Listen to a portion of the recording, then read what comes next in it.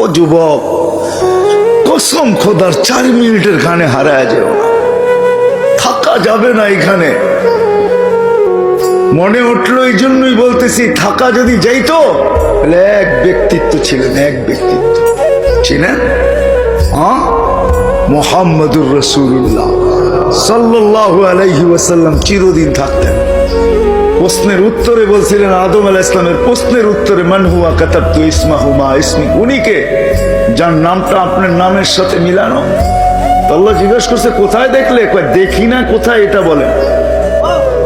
কোথায় দেখি না আর কোথায় দেখতেছি না এটা বলেন। আপনি জিজ্ঞাসা করতেছেন কোথায় দেখছি?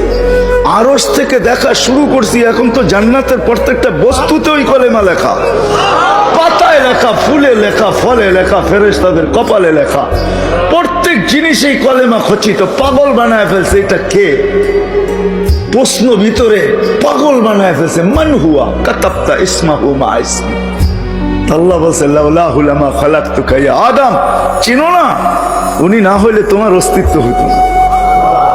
উনি আমার বন্ধু, যার প্রচার শুরু করছেন আল্লাহ সমগ্র সৃষ্টির 1000 বছর আগের থেকে।